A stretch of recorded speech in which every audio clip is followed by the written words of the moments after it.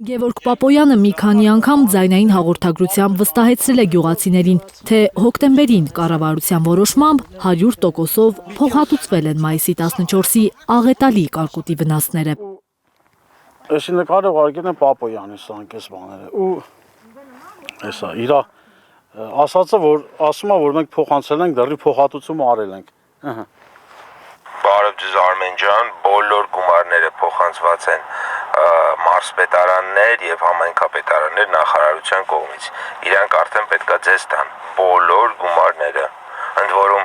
ոչ միայն այս տարվա կարկուտի, այլ նաեւ անցած տարվա։ Էս էլ հաջորդն է, որ ուղարկել է։ Հենց նոր նայեցի։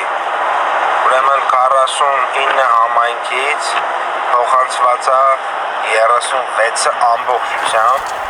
Արմավիրի մարզպետարանից հիասթափված են դուրս եկել տուժած այգեգործները։ Դուք իրավիճակին չեք տիրապետում։ Ոչ մի փոխհատուցում էլ չի եղել, ասել են նրանց։ Պատասխանել են, որ եկել ենք մարզպետարան, ասում են փոխհատուցում չի եղել։ Պարոն Պապոյան ջան, ես հիմա եկել եմ մարզպետարան, դուք որ ասում եք փողերը փոխանցված է։ Հիմա մարզպետարանից մեզ ասում են, որ ոչ մի գումար մեզ ոչ մեկ ոչ փոխանցել է, ոչ համայնքապետարան, ով է ստեղ, հիմա մեզ խապը մենք չենք հասկանում։